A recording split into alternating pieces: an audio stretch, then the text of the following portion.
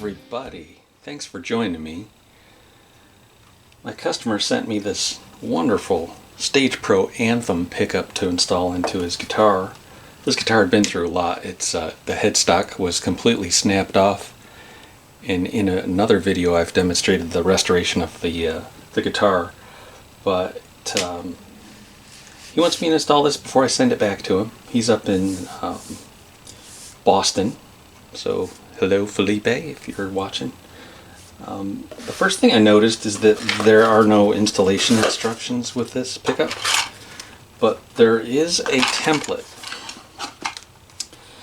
And I went on the LR Bag's website to see if there were installation instructions for this model. There are not, which leads me to believe that they want this to be installed firstly by an LR Bag's distributor or dealer, because if it's not installed by a dealer, your warranty is void. So I know a lot of my viewers are do-it-yourselfers. Just keep that in mind. If you do this yourself, your warranty is no good. But you'll save a lot of money. Because this install, I'm charging $120 for this install because I have to cut the hole here, and I also have to remove this and drill out for the end pin, what they call a strap jack. Alright, well, first things first, I have this Harbor Freight vise that I've modified. It comes with steel jaws. I've made my own 1/4-inch oak jaws and lined them with a good quality of belt leather. And I've tapered these so that they are 1 millimeter thicker on this side than they are on this side. I'm sorry, the other way around. They're thicker on this side, thinner on this side, so that they follow the guitar neck taper. And this vise is very nice because it swivels. You can get it to exactly where you need it to be. And to hold the guitar securely, I've got the bottom side down here on a drum stool. And it's not tight yet, but once I get it tight, you'll see it's pretty sturdy. So there's going to be several tools that I'm going to be trying to use in this installation. These are jigsaw blades that I've ground down on my bench grinder to a little more narrow profile, and I've glued them to chopsticks. Making my own tools. These actually I use them on bridge string slots in the bridges.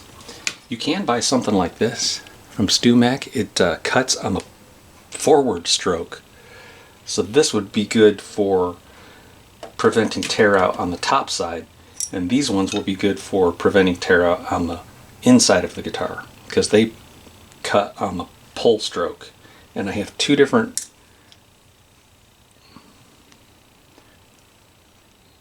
types. One of them's probably for metal and the other's coarse for wood. This is the coarse.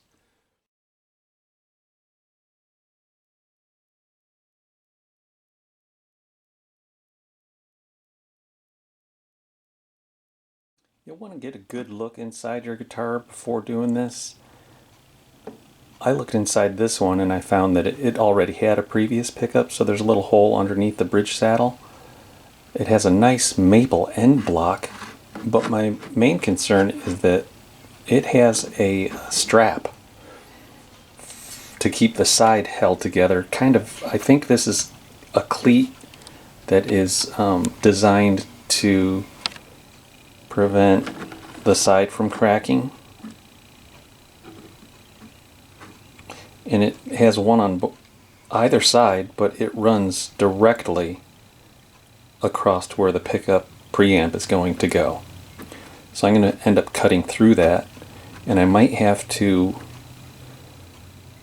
it looks like it's a 1 millimeter thick mahogany cleat or strap, and it may cause the pickup to sit higher on one end, so I'm kind of prepared to manufacture a secondary one.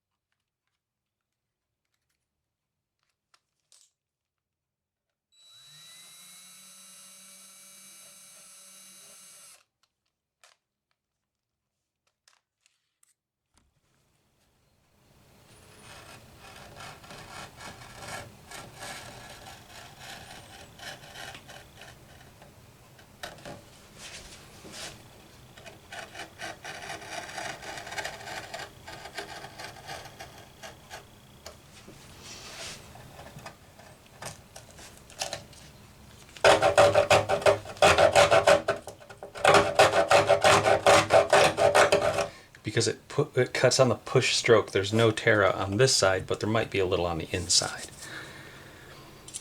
Let me try this coarse threaded one that cuts on the pull stroke now. See how bad. Not too bad. I don't see too much tear out.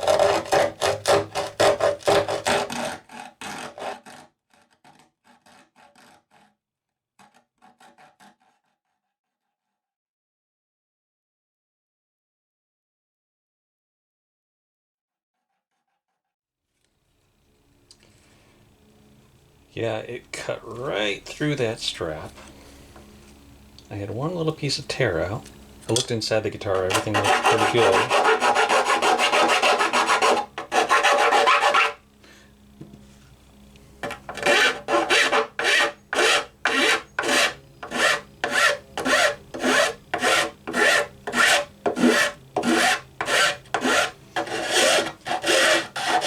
There's plenty of, if you follow the template, there is plenty of lee room for moving this thing around. So that template's a little oversized. You can come in a little tighter than it says. And that's it. Now we can drill the holes. I'm going to center punch these ones, make sure you don't get off center.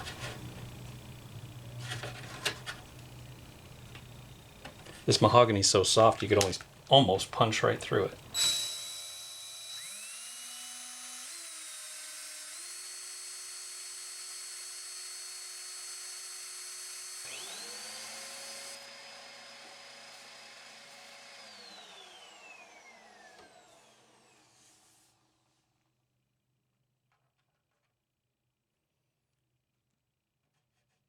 I'm going to seal the edges with a 2-pound cut of shellac.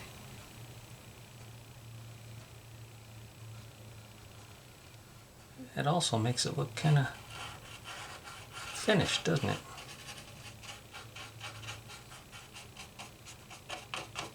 So this only took a second there. You could use polyurethane, any sort of finish product. Nail polish, clear nail polish is a type of lacquer. I believe that would be fine. I like shellac because I use it indoors. It's non-toxic and I can clean it up real easy. It doesn't stink.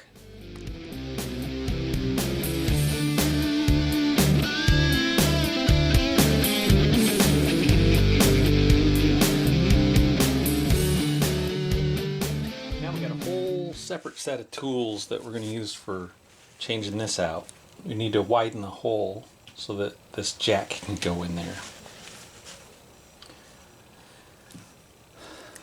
If you're lucky, you can just go ahead and grab it with a pair of pliers and rotate it and get it to come out. It doesn't matter if you mark it up, you're going to throw it out anyhow. I wasn't that lucky. That thing was stuck in there good, so I went in with my little puller and I went in and just gave it a few good turns and it popped right out. So that's good. The diameter needs a lot of help. I go in with a tapered reamer and I get it started. And then I get a drill bit that's slightly smaller than the outside where the taper was left. I drill all the way through. I have the luxury of having this Tech Deck workstation to strap the guitar down into for this next procedure. I know everybody doesn't have this, but it's just kind of nice for me anyways. Okay, so what we do is we use the tapered reamer to make sure that the outside edges of the hole are widened. Because if you go in there with a drill without using a tapered reamer, you could really chip up the lacquer. You want to make sure that the head of the drill bit goes inside the hole just a skosh, start on backwards, a reverse, and then go.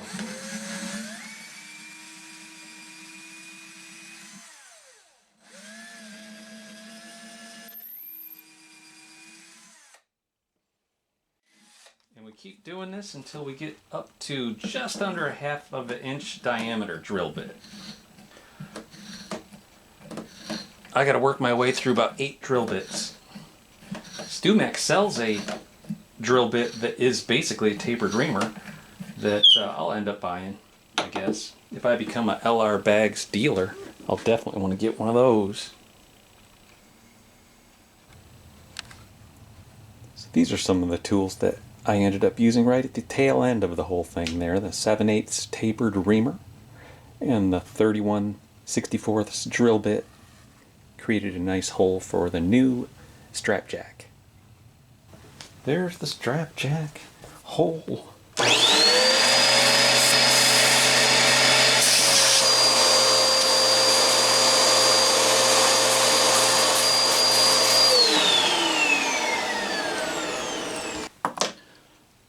I go in there and measure.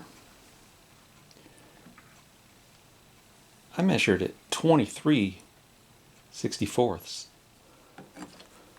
So I'm going to set this nut to 20/64.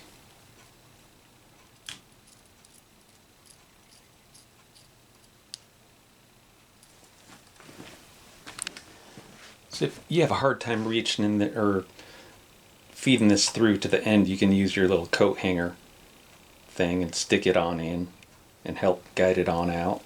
And scratch what I said earlier about 20/64. I actually dialed it back to 18/64, and that includes the washer and the star washer and the flat washer.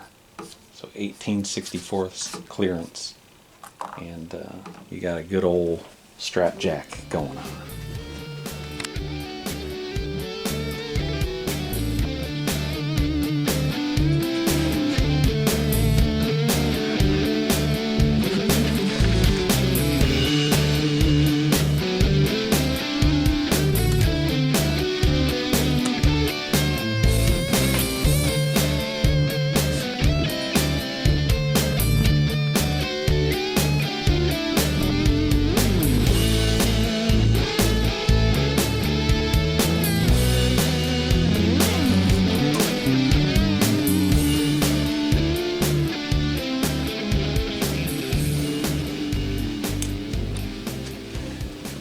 Clean the area with some naphtha.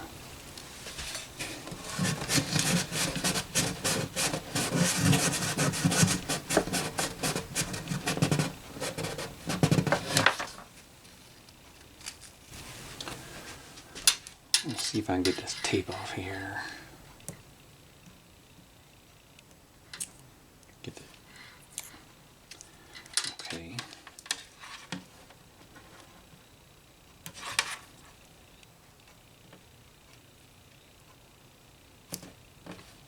There we go. The one thing that I was not mindful of is that my bridge plate down inside the guitar is not at a right angle to the string path. It's completely slanted along the X braces. You'll see in the next shot. I don't believe that it's that important, actually, that the microphone is placed in an exact area. It can be swiveled slightly as long as it's somewhere in the center, in front of the bridge pins. Just aim for the D and the G string. I could be wrong. They might say differently that, you know, if you have a slanted bridge plate, you need to make sure that the pickup is, or the microphone is not slanted along the bridge plate like mine is here. Like I said, I don't think it matters, but when my hand was in there feeling around, it was following the front edge of the slanted bridge plate. Idea to put a couple of these clips in. Probably a good idea, I guess.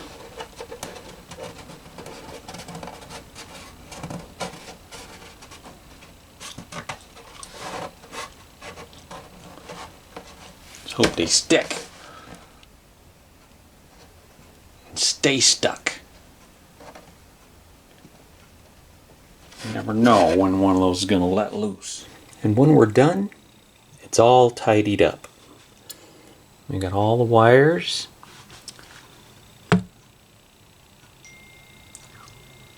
And that looks like a done deal.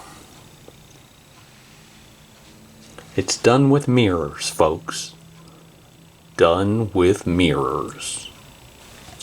I'd give yourselves a good 4 or 5 hours on this one, folks. I mean, after all,